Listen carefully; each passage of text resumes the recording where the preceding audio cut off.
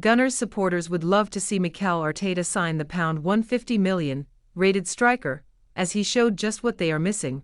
Unfortunately for Arsenal, he did it by firing Newcastle to a 2-0 semi-final first leg win at the Emirates. It's been 70 years since the Magpies last won a major domestic cup, 56 years since any trophy at all. But after this victory you'd put your money on Newcastle being just 1 month away from the Carabao Cup final. Swedish hitman Isak slotted a clinical opener, and Anthony Gordon set them up promisingly for the return leg at St James Park on February 5 by doubling their victory margin early in the second period. There's still plenty to do for the Magpies, but Eddie Howe's men are looking good in more ways than one to make Wembley on March 16. Newcastle lost 2-0 to Manchester United in the 2023 final, but at the moment the Toon are flowing, whereas Arteta's side were a major disappointment. Despite that, the Gunners were pretty unlucky to be trailing at the break. Arsenal had a fair few chances before the interval, Gabriel Martinelli hitting the post, but they were really poor in the second half. Newcastle did enough, with Isak taking his tally to 7 goals in the last 5 games, and 50 since joining from Real Sociedad in 2022. Once again Jacob Murphy delivered the assist. The English winger has been unbelievable this season for the Toon.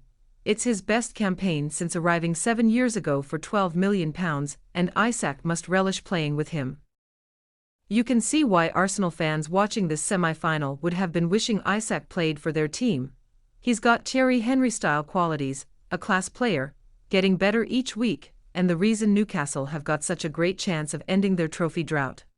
Isak is also why the Magpies are serious contenders for a top-4 finish. They're helped by the fact their defense is playing really well. Newcastle were really solid at the Emirates, particularly in the second period. Dan Burn, at 32, is arguably having his finest campaign, and Sven Botman, in only his second game since returning from an ACL injury picked up in March, headed a flick on which led to Isak's opener. In contrast, Arteta is badly missing Bukayo Saka and faces another massive cup game at home to Manchester United on the same day. Arsenal are really struggling in terms of a jam-packed January. It's 9 matches so far, which is an extraordinary number of fixtures, but they've got to somehow overcome it. At the moment, however, they look flat. Rusty in Saturday's 2-1 Prem win at Tottenham, but was immense on Tuesday night. Howe is in the fortunate position that he can actually rest a few players against Bromley in the FA Cup on Sunday. Supporters were streaming out of the exits against Newcastle with about 10 minutes to go, and they need someone to lift them. Ordinarily you'd say that man would be Saka, but the Gunners have got to get used to being without him for a couple more months.